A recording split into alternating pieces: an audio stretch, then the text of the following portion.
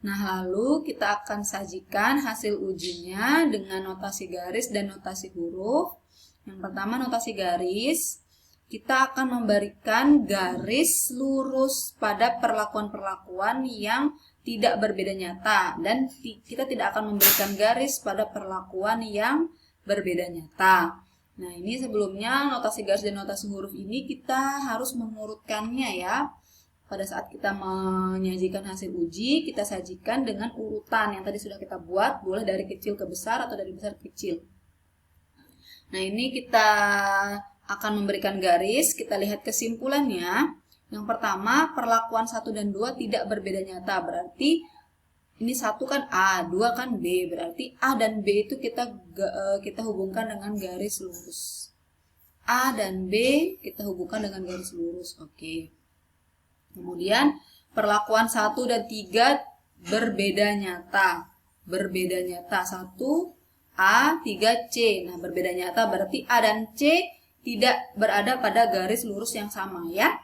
A dan C tidak berada pada garis lurus yang sama. Berarti kita tidak perlu menarik garis yang menghubungkan A dan C karena mereka berbeda nyata. Lalu perlakuan 1 dan 4 tidak berbeda nyata. 1 dan 4 berarti A dan D. Nah, di sini udah benar ya garis yang kita tarik dari A ke B ini, berarti A ke D atau 1, 4, perlakuan 1 dan 4 itu tidak berbeda nyata, berarti dia dilalui oleh satu garis lurus yang sama, A dan D. Kemudian 2 dan 3 berbeda nyata, 2 dan 3 berarti ini B dan C ya, B dan C berbeda nyata, oke benar. Kita tidak, oke di sini kita berarti tidak menarik garis yang sama untuk menghubungkan B dan C karena mereka berbeda nyata.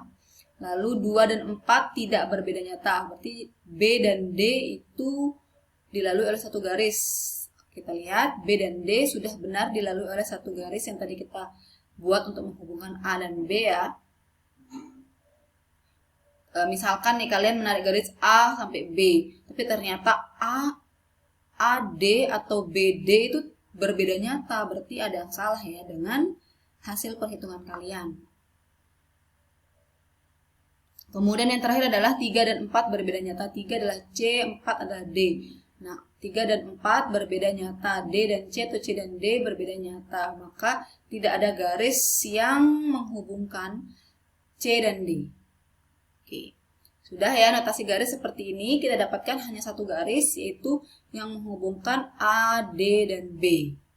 C sendiri yang tidak dilalui oleh garis apapun. Kemudian kita akan membuat notasi hurufnya, nah dengan berdasarkan hasil dari notasi garis. Dengan menggunakan notasi garis, karena garisnya hanya ada satu ya, berarti kita tuliskan A. Berarti setiap perlakuan yang dilalui oleh garis ini akan diberikan huruf A, akan ada huruf A-nya. Oke. A berarti yang perlakuan A ada huruf A kecil, perlakuan D juga ada huruf A kecil, perlakuan B juga ada huruf A kecil. Kemudian perlakuan C karena tidak dilalui oleh garis apapun, kita berikan notasi huruf selain huruf yang sudah kita berikan di garis lurus ya, berarti B ya. Berarti perlakuan A, D, B itu A, perlakuan C, B. Nah, di sini juga kita bacanya berarti perlakuan A, D, dan B itu tidak berbeda nyata karena notasi hurufnya sama. Kemudian perlakuan C berbeda nyata dengan perlakuan A, D, dan B. Selanjutnya, uji yang selanjutnya adalah uji beda nyata jujur atau disingkat BNJ, atau dalam bahasa Inggris adalah Honestly Significant Difference atau HSD test, atau juga bisa disebut uji perbandingan 2K. Hipotesis untuk setiap pasang perlakuan I dan J itu sama dengan uji BNT. H0 yaitu mu I sama dengan mu J, atau perlakuan I dan J tidak berbeda nyata. H1 mu I tidak sama dengan mu J, atau perlakuan I dan J berbeda nyata. Langkah-langkah melakukan uji BNJ tidak berbeda jauh dengan uji BNT. Yang pertama, kita hitung nilai mutlak selisih dari rata-rata perlakuan I dan J. Itu notasinya DIJ ya. Nilai mutlak selisih dari rata-rata perlakuan I dan J. Sama dengan DIJ sama dengan mutlak dari Y bar I dikurangi Y bar J dengan Y bar I, dan Y bar J itu adalah rata-rata perlakuan I dan J. Kemudian kita hitung nilai BNJ dengan taraf nyata A dengan taraf uji alfa. BNJ alfa sama dengan Q alfa P DBG, Q alfa P DBG dikalikan SD bar. Tadi kalau uji BNT kan kita menggunakan tabel T ya. Nah, kalau di sini Q alfa P DBG dengan DBG itu adalah derajat bebas galat. Q alfa P DBG ini adalah nilai pada tabel 2K Q. Jadi Q ini adalah nilai pada tabel 2K Q dengan taraf uji alfa. Kemudian P ini adalah banyaknya perlakuan dan DBG ini adalah derajat bebas galat. Berarti derajat bebasnya adalah DBG. Dan SD bar atau simpangan baku dari selisih rata-rata itu di sini untuk ulangan yang sama. Kalau untuk BNJ ini SD barnya rumusnya adalah akar KTG per R. Kalau tadi BNT kan akar 2 dikalikan KTG per R ya. Jadi jangan sampai keliru. Terus untuk ulangan yang tidak sama, SD barnya adalah akar KTG per RH. Nah, RH ini sebelumnya KTG adalah kuadrat tengah galat, R banyaknya ulangan pada setiap perlakuan, dan RH ini adalah rataan harmonik dari semua ulangan perlakuan. Dengan rumusnya adalah RH sama dengan T per sigma I sama dengan 1 sampai T 1 per RI. Nah, T ini adalah banyaknya perlakuan.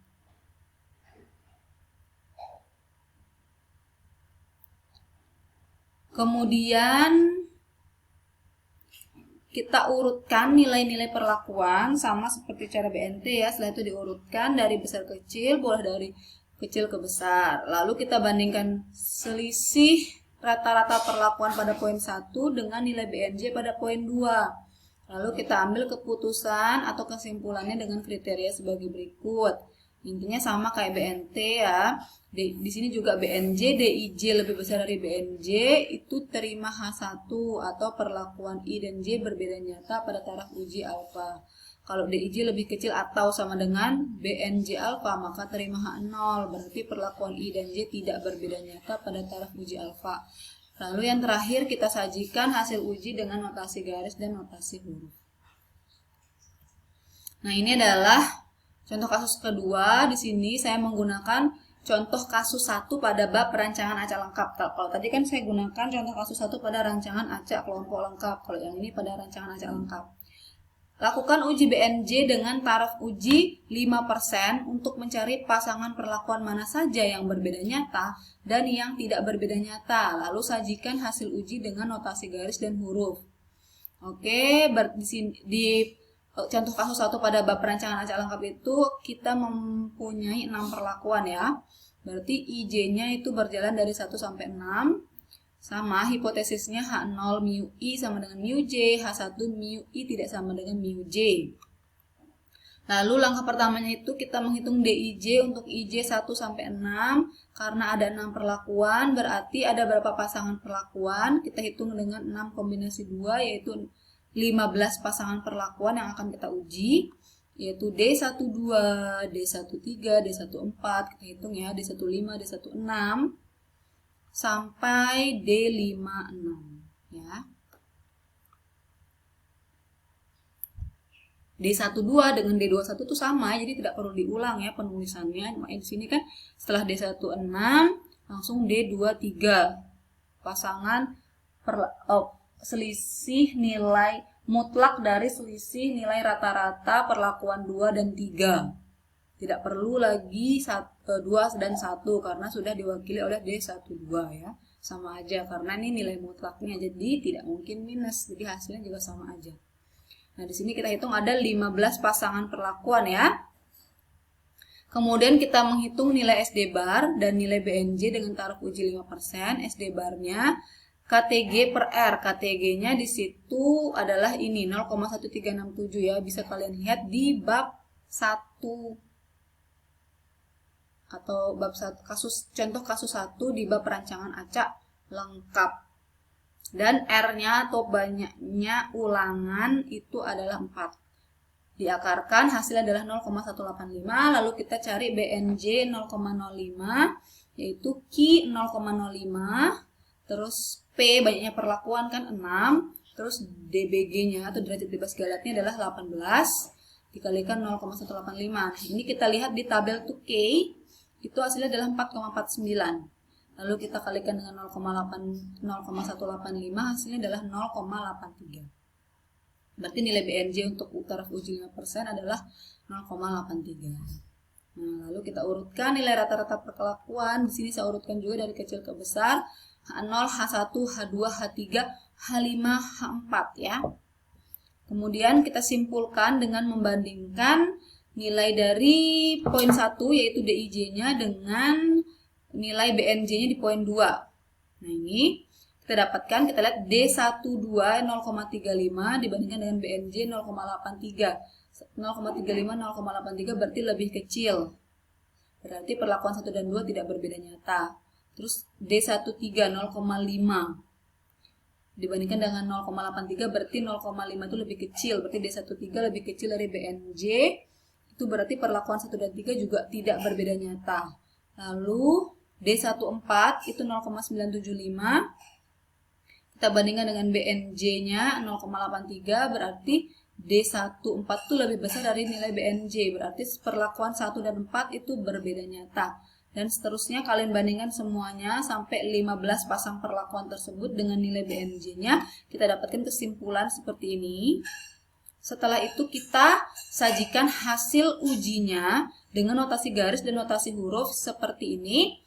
Notasi garisnya, sekarang kita lihat kesimpulannya ya. Ingat, penyajian hasil uji itu berdasarkan urutan dari kecil ke besar atau besar ke kecil ya. Jadi bukan dari H0, H1, H2, H3, H4, H5, tapi dari urutan nilai rata-rata. Boleh dari besar ke kecil atau dari kecil ke besar. Di sini saya dari besar ke kecil. Kebetulan di sini H0, H1, H2, H3 ini kayak berurutan ya, padahal ini memang karena kita lihat urutan dari rata-ratanya. Nah, di sini baru kelihatan H5, H4 ya, bukan H4, H5. Karena H5 lebih kecil daripada H4. Oke, sekarang kita melihat kesimpulannya dulu. Perlakuan 1 dan 2 tidak berbeda nyata, berarti perlakuan 1 di sini adalah H0, perlakuan 2 di sini adalah H1. Jadi jangan bingung ya. Perlakuan H1 berarti H0 dan H1 tidak berbeda nyata. H0 dan H1 tidak berbeda nyata berarti dihubungkan oleh satu garis lurus yang sama. Oke. Kemudian perlakuan 1 dan 3 tidak berbeda nyata juga. Berarti 1 dan 3 H0 dan H2. H0 dan H2 kita hubungkan dengan garis lurus juga. Oke. Kemudian terus kita cek juga sih kalau H0 dan H2 itu dihubungkan dengan garis lurus yang sama, apakah benar H1 dan H2 itu tidak berbeda nyata juga. H1 dan H2 berarti perlakuan 2 dan 3, perlakuan 2 dan 3 benar tidak berbeda nyata, berarti ini benar ya garisnya menghubungkan dari H0 sampai H2. Jadi misalkan kalian menghubungkan H0 sampai H2, tapi ternyata H1 dan H2 itu berbeda nyata, berarti ada yang salah ya dengan perhitungan kalian. Atau mungkin urutan yang kalian buat salah, atau mungkin rata-rata yang kalian hitung salah, jadinya urutannya juga salah, seperti itu ya. Jadi ada yang salah.